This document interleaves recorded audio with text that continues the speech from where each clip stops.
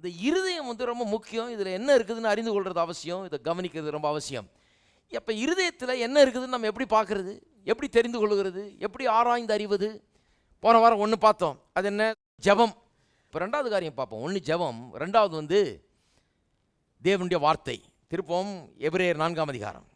தேவனுடைய வார்த்தையானது ஜீவனும் வல்லமையும் உள்ளதாயும் இருபுறமும் கருக்குள்ள எந்த பட்டயத்திலும் கருக்கானதாயும் ஆத்துமாவையும் ஆவியையும் கணுக்களையும் ஊனையும் பிரிக்கத்தக்கதாக உருவ குத்துகிறதாயும் இருதயத்தின் நினைவுகளையும், எல்லாம் சொல்லுங்க, இருதயத்தின் நினைவுகளையும் யோசனைகளையும் வகையறுக்கிறதாயும் இருக்கிறது. தேவனுடைய வார்த்தையை வாசிக்கிறது எவ்வளோ முக்கியம் பாருங்க, அது தியானிக்கிறது எவ்வளோ முக்கியம் பாருங்க. தேவனுடைய வார்த்தையை தியானித்து வாசித்து தியானிக்கிறது எவ்வளோ முக்கியம்னா அதை கவனிக்கணும். ஏனென்று சொன்னால் அதை படிக்கும்போது ஏதோ ஒரு நான் மத சம்பந்தப்பட்ட புஸ்தகத்தை ஏதோ மத ரீதியில் அப்படியே சும்மா ஏதோ நீங்கள் 2 அதிகாரம் படிச்சுட்டேன் அப்படின்னு இல்லை. இதை கவனிக்கிறேன். இதை கவனிக்கும்போது என்னுடைய இருதயங்கள் ஆராயப்படுகிறது, உருவ குத்துகிறது. இந்த வார்த்தை உள்ளே போய் வகை அறுக்கிறது, என்னுடைய எண்ணங்களை நோக்கங்களை காட்டுகிறது. அப்போ நீங்கள் செய்கிறதுல ரொம்ப முக்கியமான ஒரு காரியம், கர்த்தருடைய வார்த்தையை வந்து கேட்க வேண்டும், அதை தியானிக்க வேண்டும், திரும்ப திரும்ப கேட்க வேண்டும், இந்த சத்தியங்களை எடுத்துக்கொள்ள வேண்டும், இருதயத்துக்குள்ளே வைக்க வேண்டும், இது இருதயத்தில் ஆழ பதிய வேண்டும், இதை தியானிக்க வேண்டும், இதெல்லாம் செய்ய வேண்டும். அது மூலமாக கடவுளுடைய இருதயம் எப்படிப்பட்ட இருதயம் பார்த்து அந்த மாதிரி இருதயம் எனக்கு உண்டாகணும். ஏன்னா அவர் என் பரலோக தகப்பன். அந்த தகப்பனுக்கு இருக்கிற இருதயம் தான் பிள்ளைக்கு இருக்கணும். அப்படிப்பட்ட இருதயமாக என்னுடைய இருதயம் மாறணும். மாறினால் எனக்கு தோல்விக்கு இடமே கிடையாது, வெற்றி தான் எனக்கு உண்டாகும் என்கிறதை வைத்துக்கொண்டு வசனத்தை கவனிக்கணும். அப்போ வசனம் வந்து ரொம்ப இன்ட்ரெஸ்டிங் ஆகிடுது. அப்போ வசனத்தை வாசிக்கிறதுங்கிறது வந்து ஒரு அருமையான ஒரு காரியமாக ஆகிவிடுகிறது. அடுத்தது பார்ப்போம். மூன்றாவது, ஒன்று ஜெபம், ரெண்டாவது தேவனுடைய வார்த்தை. சொல்லி விளக்கிறதுக்குள்ளே எவ்வளோ கஷ்டமாக இருக்குது பாருங்கள். மூன்றாவது உங்களுடைய வாய். இருதயத்தில் இருக்கிறது என்னன்னு தெரியறதுக்கு வழி சொல்கிறேன். ஒன்று ஜெபம் பண்ணி ஆண்டவரை கேட்கணும், இல்லை கடவுளுடைய வார்த்தையை வாசித்தா அப்பவே விளங்கிடும் உள்ள என்ன இருக்குது. ஏன்னா இந்த வார்த்தை வந்து இருதயத்தின் நினைவுகளும் யோசனையும் வகை இருக்கிறதா இருக்கிறது. மூன்றாவது வாயிலிருந்து என்ன வருதுன்னு கவனிக்கணும். இருக்கீங்களா? Out of the abundance of the heart the mouth leaketh ஒரு பிரசங்கியார் சொன்னார். வாசிப்போம். மத்தேயு எழுதின சுவிசேஷம் 12ஆம் அதிகாரம், மத்தேயு 12:33. மரம் நல்லதென்றால் அதன் கனியும் நல்லதென்று சொல்லுங்கள், மரம் கெட்டதென்றால் அதன் கனியும் கெட்டதென்று சொல்லுங்கள், மரமானது அதன் கனியினால் அறியப்படும். ரொம்ப சிம்பிள். இது ஒன்றும் ராக்கெட் சயின்ஸ் இல்லை. நல்ல மரம் நல்ல கனியை கொடுக்கும், கெட்ட மரம் கெட்ட, அவ்வளோதான், சிம்பிள். இதில் ஒன்றும் கஷ்டமே இல்லை. சில பாருங்க எல்லாத்தையும் ரொம்ப கஷ்டம், அது இப்படி பிரதர், அது அப்படி பிரதர், ஒன்றும் கஷ்டமே கிடையாது, ரொம்ப சிம்பிள்.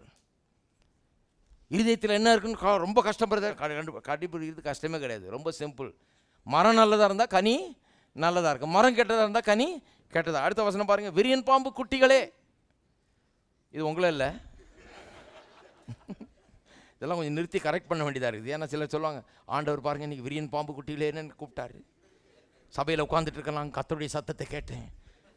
இல்லை இல்லை இல்லை, விரியன் பாம்பு குட்டிகள்னு உங்களை கூப்பிடல, பரிசேயரை கூப்பிட்டாரு. இந்த பரிசேயர் யார்? சட்டையெல்லாம் பார்த்தீங்கன்னா ரொம்ப கரெக்டாக இருக்கும், அவ்வளோ கரெக்டாக சட்டையை போட்டு, அவ்வளோ கரெக்டாக முடிய வெட்டி, அவ்வளோ கரெக்டாக வெளியே என்னென்ன பண்ணுமோ எல்லாம் பண்ணி கரெக்டாக வர்ற ஆளுங்க. தசமம் பார்க்கணுன்னா வெறும் காசு பணம் மட்டும் இல்லை, இருக்கிற உப்பு மிளகுல கூட தசமம் கொடுக்குற ஆளுங்கள். அப்பேற்பட்ட ஆளுங்க. ஜெபம்னா ஏதோ ஒரு நாளைக்கு கொஞ்சம் ஜெபம் பண்ணல, இத்தனை மணி நேரம் ஜெபம் பண்ணன்ற ஆளுங்க. உபவாசம்னா ஏதோ என்றைக்கு வச்ச உபவாசம் இல்லை, வாரந்தோறும் இத்தனை நாள் உபவாசம் இருந்தேன். அப்படிப்பட்ட ஆட்கள் எல்லாத்தையும் ரொம்ப கரெக்டாக கடைபிடிக்கிற ஆளுங்க. எல்லாரும் அவங்கள பார்த்து ரொம்ப இம்ப்ரெஸ்டு. வெளியில் இருக்கிற ஜனங்கள்லாம் பார்த்து, யூதர்கள்லாம் அவங்கள பார்த்தோன்னா பயப்படுவாங்கலாம். ஏன்னா அவன் பெரிய பரிசுத்தவான், நான் என்ன ஏமாத்திரம் அடியேன் அப்படின்னு தான் போய்க்கணும். அப்பேற்பட்ட பெரிய ஜோடனை காமிக்கிற ஆட்கள். அவங்க சட்டையிலையும் அவங்க இதுலேயும் தோற்றத்துலேயும் அவங்க ஜபத்துலேயும் இதுலேயும் அசத்துற ஆட்கள். வெளியில் பார்த்தோன்னா ஆஹா என்ன பெரிய பரிசுத்தவான்ட்டார்னு யோசிப்பாங்க. இயேசு அவருடைய உள்ளத்தை பார்த்துருக்கிறாரு, அதனால சொல்கிறாரு விரியன் பாம்பு குட்டிகளேன்றார். அவரை இம்ப்ரெஸ் பண்ண முடியல அவங்களால, அதான் பிரச்சனைங்க. அவர்கிட்ட மாட்டிக்கிறாங்க. ஏன்னா அவர் வந்து வெளியே பார்க்குறவரில், அவர் எங்கே பார்க்குறாரு? உள்ளே பார்க்குறாரு. விரியன் பாம்பு குட்டிகளே, நீங்கள் பொல்லாதவர்களாக இருக்க, ரொம்ப நல்லவர்கள்னு எல்லாம் சொல்கிறாங்க இவர்களை. ஆனால் இயேசு மட்டும் சொல்கிறார், நீங்கள் பொல்லாதவர்களாக இருக்க நலமானவர்களை எப்படி பேசுவீர்கள்? பொல்லாத ஆள்கிட்டேருந்து நல்லது எப்படி வாயிலேருந்து வரும்ன்றாரு. ஏன்னா இருதயத்தின் நிறைவினால் வாய் பேசும். Out of the abundance of the heart mouth speaks. சரி, இதெல்லாம் நிறைய தடவை பார்த்துருக்கோம். ஆனால் ஒரு காரியத்தை கவனிங்க, எப்பவுமே ஒன்று புதுசாக கற்றுக்குறோம் திரும்ப திரும்ப பார்க்கும்போது. அது என்னென்ன, இந்த abundance என்கிற வார்த்தையை கவனிங்க. abundanceன்னு சொன்னால் நிறைவு. எல்லாம் சொல்லுங்க, abundance, நிறைவு. இருதயத்தின் நிறைவினால் வாய் பேசும். அப்போ பாருங்கள், ஏதோ ஒன்று லேசாக கொஞ்சம் உள்ளத்தில் இருக்கிறதுனால வாழ்க்கையில் பெரிய பாதிப்பு ஏற்பட போகிறதில்ல. ஏன்னா லேசாக கொஞ்சம் இருதயத்தில் இருக்கிறதுனால அது வாயிலேருந்து வர போகிறதில்ல. ஏன்னா வாயிலிருந்து வர்றது தான் வாழ்க்கையில் உண்டாகும். இருதயத்தின் நிறைவினால் வாய் பேசும், வாய் பேசுகிறது தான் வாழ்க்கையில் உண்டாகும். இதுதான் லா, கடவுளுடைய பிரமாணம். இது இப்படி தான் வேலை செய்தெல்லாம். அப்போ லேசாக ஞாயிற்றுக்கிழமை தோறும் லேசாக கொஞ்சம் பிரசங்க கேட்டு போகிறவங்களுக்கு இருதயத்தில் லேசாக கர்த்தருடைய வார்த்தை அங்கே ஒரு மூலையில் இருக்கும். மொத்தம் நிறைய வேற எல்லாம் இருக்கும், ஓரத்தில் கொஞ்சம் வசனம் இருக்கும். இதனால் ஒரு பெரிய பாதிப்பு ஒன்றும் ஏற்பட போகிறதில்ல. இதனால் ஒரு பெரிய ஒன்றும் வெற்றி முறிச்சிட போகிறதில்ல. இதனால் பெரிய வெற்றிகரமான வாழ்க்கை அவர்களுக்கு உண்டாக போகிறதில்ல. இது ஏன் சொல்கிறேன்னா, நிறைய பேர் கேட்குறாங்க, நானும் தான் வாரம் வாரம் கோயிலுக்கு போயிட்டு வர்றேன், அதுக்கு தான் சொல்கிறேன். நானும் தான் இவ்வளோ காசு கொடுத்தனாக்கும், நான் தான் இவ்வளோ இது பண்ணனாக்கும், நான் அது பண்ணனாக்கும், அதுக்கு தான் சொல்கிறேன். இருதயத்தின் நிறைவினால் வாய் பேசும். அப்போ என்ன விஷயம், ஏன் ஒன்றும் நடக்கலைன்னு சொன்னால், இருதயம் நிறையலைன்னு அர்த்தம். இருதயத்தில் லேசாக அங்கங்கே தெளிக்கப்பட்டிருக்கிறது, அவ்வளோதான். ஆனால் இருதயம் நிறையலை. நிறைஞ்சால் தானே வாயில் வரும், வாயில் வந்தால் தானே வாழ்க்கையில் வரும். abundance உண்டாக வேண்டும். எல்லாம் சொல்லுங்க, abundance. அப்போ நிறைய கேட்க வேண்டும், நிறைய நிரப்ப வேண்டும் இருதயத்தை. இருதயம் தேவனுடைய வார்த்தையினால் நிரம்ப வேண்டும். கொஞ்சம் கொஞ்சம் அங்கங்கே தெளிச்சா போதாது, நிரம்பி இருக்க வேண்டும். எவ்வளோ நிரம்ப வேணும், வேற எதுக்கு இடம் இல்லை, இருதயத்தில் வார்த்தைக்கு தான் இடம் என்கிற அளவுக்கு இருதயம் வார்த்தையினால் நிரம்ப வேண்டும். அதன் நிறைவினால் வாய் பேசும். அந்த வாய் பேசுறதுனால வாழ்க்கை உண்டாகும், சொன்னபடியே ஆகும். அதுதாங்க. அப்போ இருதயம் எதனால் நிறைந்திருக்கிறது, எதனால் நிறைந்திருக்குன்னு கொஞ்சம் பாருங்கள். நிறைய பேருடைய இருதயம் எதனாலேயோ நிறைஞ்சிருக்குது. நிறைய பேருடைய இருதயம் புறங்கூறுதல்னால் நிறைந்திருக்கிறது. மற்றவங்க ஊர் கதையை பேசுகிறதுனால. அவங்கள பார்த்தோன்னே ப்ரைஸ் தி லார்ட் பிரதர்னுவாங்க. அதுக்கப்புறம் கேள்விப்பட்டீங்களா பிரதர், நேற்று தான் நான் கேள்விப்பட்டேன். நான் சொல்கிறது இதுதானே வேணாங்கிறது. இப்போ தான் ப்ரைஸ் தி லார்ட், நீங்கள் முதல்ல ப்ரைஸ் தி லார்ட் ஒன்று போட்டு பூஜை பண்ண மாதிரி போட்டு அப்புறம் டக்குன்னு இப்படி ஆரம்பிக்கிறது. அவருக்கு என்னாச்சு கேள்விப்பட்டீங்களா, எவருக்கு என்னாச்சுன்னா எனக்கு என்ன வந்தது. இதுக்கெல்லாம் என் இருதயத்தில் இடம் வேண்டாம். எதுக்கு, அதை வச்சு நான் என்ன பண்ண போகிறேன், தேவையே கிடையாது. காசிப்பினால் நிறைந்திருக்கு நிறைய பேருடைய இருதயம், அதனால் நிறைஞ்சிருக்கு பாருங்கள். ஏன்னா அதனால் எப்படி தெரியும் எனக்கு, இல்லை பிரதர் அப்படி ஒன்றும் இல்லை பிரதர், இல்லை வாயில் வந்துருச்சு அதனால் அதுதான் நிறைஞ்சிருக்குது. எது வாயில் வருதோ அதனால தான் நிறைஞ்சிருக்குது. நிறைய பேருடைய இருதயம் ஃபேஷன் மேகசின்லாம் நிறைஞ்சிருக்குது. அவங்கள்ட்ட கொஞ்ச நேரம் கொஞ்சம் எப்படி இருக்கீங்க பேச ஆரம்பித்தோடனே, இது ஒரு புது ஷர்ட் வந்துருக்குது பார்த்தீங்களா, இது ஒரு புது சூட்டு வந்துருக்குது பார்த்தீங்களா, இது வந்திருக்கு பார்த்தீங்களா. ஏன்னா முழு நேரமும் ஃபேஷன் மேகசினில் தான் இருக்கிறாங்க அவங்க. இந்த புடவை பார்த்தீங்களா, அந்த கடை தெரியுமா உங்களுக்கு. பார்க்குறது நல்லது தான், ஆனால் அதனாலேயே நிறைஞ்சிருக்கக்கூடாது. அதுதான் சொல்கிறேன். நிறைஞ்சிருக்கிறதுக்கும் சில காரியங்களை தெரிஞ்சிருக்கிறதுக்கும் வித்தியாசம் இருக்குது. உள்ளமே புடவையால் நிறைஞ்சிருக்கக்கூடாது. எந்த சந்து பொந்தில் எங்கே என்ன இருக்குது, எது என்ன எவ்வளவு எல்லாம் தெரியும் அவங்களுக்கு. சிலருடைய இருதயம் டிவி மற்றும் மூவி இதனால் நிறைந்திருக்குது. எங்கே எந்த மூவி ஓடுது, எந்த தியேட்டருக்கு போனால் எந்த படம் நல்லா இருக்குது, எந்த படம் நல்லா இல்லை, எது என்ன கதையாக்கும், கதையெல்லாம் சொல்லுவாங்க. அவங்க படமே பார்த்தேன், எல்லாம் கதையெல்லாம் சொல்லுவாங்க, எல்லா கதையும் சொல்லுவான். இது யார் நடிக்கிறது, என்ன நடிக்கிறது, இவர் எத்தனை படத்தில் நடிச்சிருக்கிறாரு, அவர் எவ்வளோ சம்பளம் வாங்கினார், இவர் எந்த ஊருக்காரரு, இவர் எத்தனாவது தடவை கல்யாணம் பண்ணியிருக்காராக்கும். ஏன்னா இந்த டிவி நோய் பிடிச்சிருக்குது உங்களுக்கு, டிவியும் மூவியும் நோய். நான் ஒன்றும் இந்த மாதிரி டிவியை பார்க்காதங்கிற பிரசங்க யாரும் இல்லை. ஆனால் டிவினால் இருதயம் நிறையக்கூடாதுங்க. எத்தனை பேர் ஆமேன்னு சொல்கிறீங்க அதுக்கு? டிவி பார்க்குறதுல தப்பு இல்லை, ஆனால் டிவியினால் இருதயம் நிறைஞ்சிருந்தால் அது கண்டிப்பாக தப்பு. ஏன்னா தப்பாக பண்ணிகிட்டு இருக்கிறீங்க.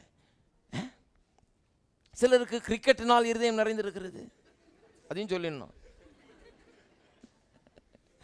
கிரிக்கெட் இருதயம் அது. இது உங்களுக்கு என்ன ஆக்க போகுதுன்றீங்க.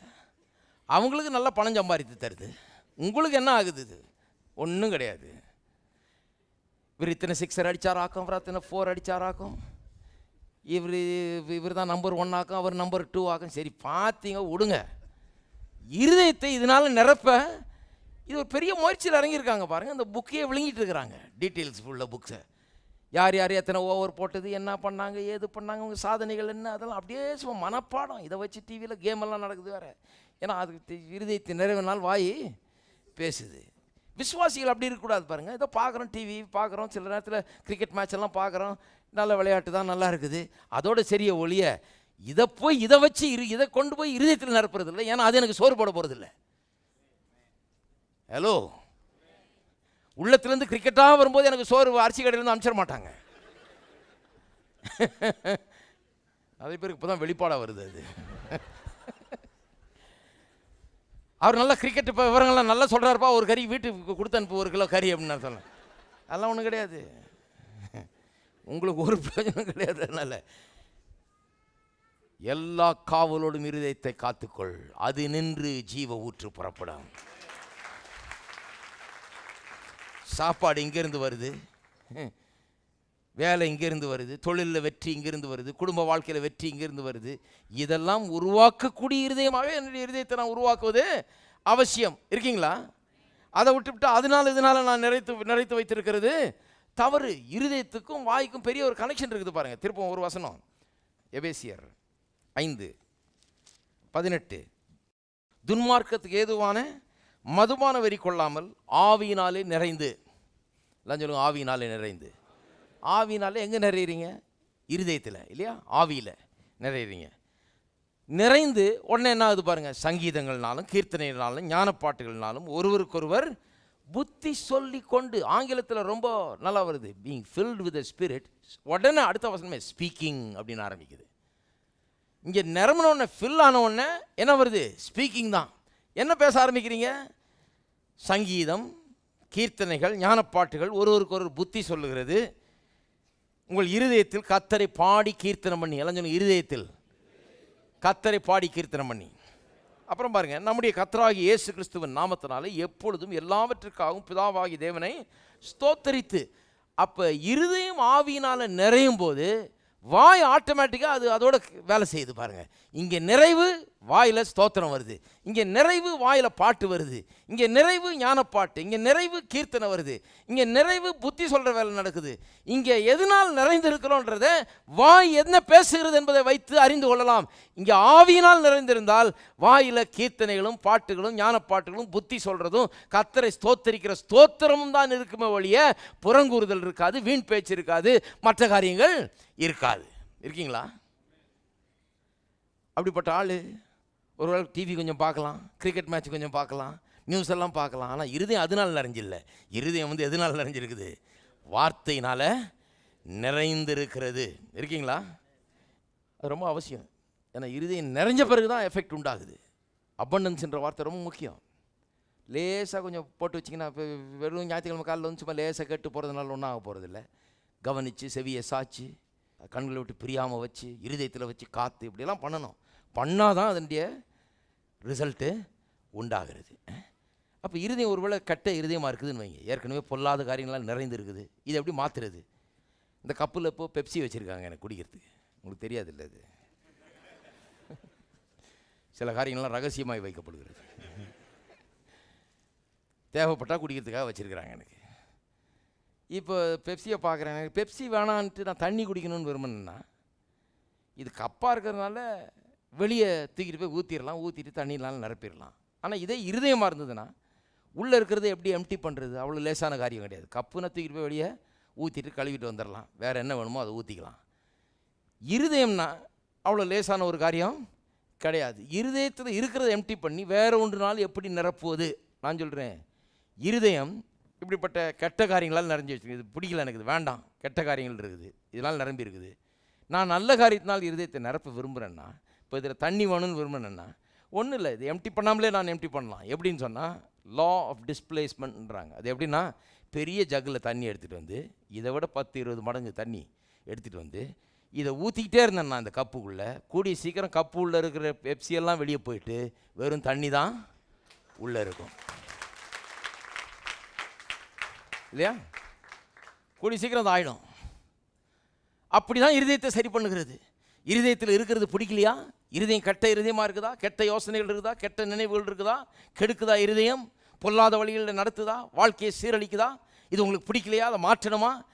ரொம்ப சுலபம், கண்டிப்பாக மாற்றலாம். அதுக்கு தான் பிரசங்கம் பண்ணி கொண்டிருக்கிறேன். எப்படி மாற்றலாம்? தேவனுடைய வார்த்தையை எடுத்து அதை விட பல மடங்கு அதிகமாக அதில் ஊற்றிக்கொண்டே இருக்கும்போது அது என்ன, அது கூடிய சீக்கிரம் அதில் உள்ளதெல்லாம் போய் இதுதான் உள்ளதாக மாறி விடுகிறது. அப்போ உள்ளத்தில் இருக்கிற எல்லா பகையும் எடுத்து போட்டு அன்பினால் அதை நிரப்ப முடியும். எல்லா விதமான மன சோர்வையும் உள்ளத்திலிருந்து எம்டி பண்ணிட்டு எல்லா விதமான சந்தோஷத்தினால் நிரப்ப முடியும். உள்ளத்தை எல்லா விதமான பொய்யிலிருந்தும் விடுவித்து விட்டு காலி பண்ணிட்டு என்னத்தினால் நிரப்ப முடியும்? சத்தியத்தால் நிரப்ப முடியும். நீங்கள் நினைச்சா உங்களுடைய உள்ளத்தை இன்னைக்கு காலி பண்ணிட்டு இந்த உள்ளத்தை தேவனுடைய வார்த்தையினால் நிரப்பி உங்களுடைய வாழ்க்கையில் வெற்றியை காண முடியும். இருக்கீங்களா? அதுக்கு ஒரு சில காரியங்களை செய்யணும். குயிக்காக சொல்கிறேன். ஒன்று, கர்த்தருடைய வார்த்தையை கேட்க வேண்டும். அதான் ஊத்துறது இல்லையா? கர்த்தருடைய வார்த்தை நிறைய கேட்கணும். இருதயம் பொல்லாத இருதயமாக இருந்துச்சுன்னா என்ன பண்ணணும்? நிறைய வசனத்தை கேட்கணும். நிறைய வசனத்தில் ஈடுபாடு காண்பீங்க. இரவும் பகலும் தியானத்தை, அதனால தான் அப்படி சொல்லி இரவும் பகலும் வேதத்தில் இரவும் பகலும் தியானமாக இருந்தால் அப்புறம் வேறு எதுக்கு இடமே இருக்காது. நிறைய இது கொஞ்சம் தான் இருக்குது, இது போயிடும் பாருங்கள். இதை கொண்டு வந்து ஊற்றுனீங்கன்னா, தேவனுடைய வார்த்தையை உள்ளே ஊற்றுனா கட கட கடன்னு நிரம்பிடும். பெட்ரோல் பங்கில் போய் பெட்ரோல் ஃபில் பண்ணுற மாதிரி உள்ளே நிரம்பிடுச்சுன்னா வெளியே வரும். சிலர் பெரிய எதுவும் ராக்கெட் சயின்ஸ் மாதிரி கேட்குறாங்க. பிரதர், எத்தனை மணி நேரம் பண்ணுன்றீங்க? அப்போ நான் எத்தனை மணி நேரம் தியானிக்க வேண்டும்? எத்தனை மணி நேரம் எத்தனை அதிகாரம் படிக்கணும்னு நினைக்கிறீங்க? நான் எத்தனை மணி நேரம் தியானம்? ரொம்ப பெரிய கேள்வி மாதிரி. எத்தனை நாள் நான் உபவாசம் இருக்கணும்? நான் எத்தனை நாள் படிக்கணும்? எத்தனை நாள் தியானிக்கணும்? ஒன்றும் கிடையாது. வாயிலிருந்து வர ஆரம்பிச்சுதான்னு பாருங்கள். வாயில் வரலன்னா உள்ளத்துலன்னு ஏறலன்னு அர்த்தம். பெட்ரோல் போடுறதுக்கு கொண்டு காரை நிறுத்துகிறேன். அவன் காரில் அந்த இதை திறந்து அந்த நாசில் உள்ளே விடுறான், விட்டு பெட்ரோலை போடுறான். நிரம்பிச்சுன்னு எப்படி தெரியும்? நிரம்பிச்சுன்னா வெளியே ஊற்றும். வெளியே ஊற்றலன்னா நிரம்பலன்னு அர்த்தம். ஹலோ, இருக்கீங்களா? அப்போ ஒன்றும் இது பெரிய ராக்கெட் சயின்ஸ் கிடையாது, பெரிய விஞ்ஞான ரீதியாக அறிஞ்சு கொள்ள வேண்டிய ஒன்றும் கிடையாது. ரொம்ப சிம்பிள்.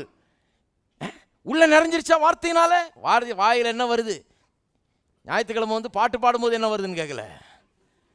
திங்கக்கிழமை வேலைக்கு போய் அங்கே வேண்டாதவர்களெல்லாம் பார்க்க வேண்டிய நிலைமை வரும்போது வாயிலிருந்து என்ன வருது? பிரச்சனைகளை சந்திக்கும் போது வாயிலிருந்து என்ன வருது? தேவைகளை சந்திக்கும் போது வாயில் என்ன வருது? பயம் உண்டாக்குகிற காரியங்கள் வரும்போது வாயில் என்ன வருது? என்ன வருது? வாயில் என்ன வருதோ அதனால தான் இருதயம் நிறைஞ்சிருக்குது. அப்போ எது வரைக்கும் இருதயத்தை நிரப்பணும்? வாயில் வர்ற வரைக்கும் நிரப்பி கொண்டே இருங்க. ரெண்டாவது, மெடிடேட் ஆன் இட். தேவனுடைய வார்த்தையை தியானியுங்கள். முதல்ல கேளுங்க, அப்புறம் தியானியுங்கள். அதை மனதில் கொண்டு வந்து அசை போடுங்கள், திருப்பி திருப்பி சொல்லுங்கள், தியானியுங்கள். அது உங்களுடைய இருதயத்தில் அது நிலவரப்படும். மூன்றாவது, அதை சொல்லுங்கள், அறிக்கை செய்யுங்கள். நிரப்புறதே வந்து அறிக்கையின் மூலமாக தான் நிரப்புகிறோம். அப்புறம் இருதயத்தை நிரப்பினால் வாய் மறுபடியும் பேசுது. நிரப்புறதுக்கும் வாய் தான், நிரம்புறது வெளியே வர்றதுக்கும் வாய் தான். வீட்டில் இருக்க டேங்க் மாதிரி தான். டேங்க்கில் பம்ப் பண்ணி வாட்டர் போகிறதுக்கும் ஒரு டேப்பு தான், நிரம்பின பிறகு வெளியே வர்றதுக்கு இன்னொரு டேப். அது மாதிரி தான் வாய். நிரம்பணும், நிரப்புறதுக்கு வாய், திருப்பி வெளியே வர்றதுக்கும் வாய் தான். அப்போ வசனத்தை கேட்டு அதை மெடிடேட் பண்ணி தியானித்து அதை அறிக்கை செய்ய ஆரம்பித்தீர்கள் என்றால் நான் சொல்லுகிறேன், உங்களுடைய இருதயம் அற்புதமான காரியங்களை பிறப்பிக்கக்கூடிய இருதயமாக மாறும். எல்லாரும் எழுந்து நிற்போம். எத்தனை பேர் வழங்கிட்டீங்க? சரி, ஜெபிப்போம். எல்லாரும் கரங்களை உயர்த்தி கர்த்தரை ஸ்தோத்தரிப்போம். பிதாவே, உம்மை துதிக்கிறோம், உம்மை ஸ்தோத்தரிக்கிறோம். உம்முடைய அற்புதமான வார்த்தைகளுக்காக உமக்கு ஸ்தோத்திரம். கர்த்தாவே, எங்கள் உள்ளங்களை ஆராய்ந்து அறிகிற தேவனாய் நீர் இருக்கிறீர் என்பதை நாங்கள் எண்ணி பார்க்கிறோம். எங்கள் இருதயத்தை பரிசுத்தப்படுத்த நீர் எங்களுக்கு உதவுவீராக. கர்த்தாவே, உம்முடைய வார்த்தையை கொண்டு எங்களுக்கு உதவும். கர்த்தாவே, வேண்டாத காரியங்களை அகற்றி போட்டு உடைய வார்த்தையினால் அதை நிரப்பும்படியாக தேவரீர் எங்களுக்கு கிருபை செய்கிறபடியால் உமக்கு ஸ்தோத்திரம். கர்த்தாவே, இந்த பரிசுத்தமான முயற்சியில் ஒவ்வொரு இறங்க அற்புதமான ஒரு இருதயமாக, அற்புதத்தை பிறப்பிக்கிற இருதயமாக, அதிசயங்களை பிறப்பிக்கிற இருதயமாக, நான் நினைக்கிறதும் கேட்கறதுக்கும் மிகவும் அதிகமாய் பெற்றுக்கொள்ளக்கூடிய ஒரு இருதயமாக, ஜெபித்து கேட்கிறதையெல்லாம் பெற்றுக்கொள்ளக்கூடிய ஒரு இருதயமாக, அப்படிப்பட்ட சீரான சிறப்பான இருதயத்தை தேவரீர்களுக்கு தருகிறபடி ஆளுமுக்கு ஸ்தோத்திரம் கர்த்தாவே. இருதயத்தை பரிசுத்தப்படுத்த எங்களுக்கு உதவுகிறபடி ஆளுமுக்கு ஸ்தோத்திரம். தேவ ஆவியானவர் தாமே தேவனுடைய வார்த்தை கொண்டு எங்களுக்கு போதிக்கிறபடி ஆளுமுக்கு ஸ்தோத்திரம். வெற்றியின் பாதையில் எங்களை நடத்துகிறபடி ஆளுமுக்கு ஸ்தோத்திரம். வெற்றியும் ஜெயத்தையும் வாழ்க்கையில் எல்லாவற்றிலும் எங்களுக்கு தருகிறபடி ஆளுமுக்கு ஸ்தோத்திரம். உமக்கு எல்லா கனமையும் துதியும் செலுத்துகிறோம். இயேசுவின் நாமத்திலே ஜெபிக்கிறோம். ஆமென்.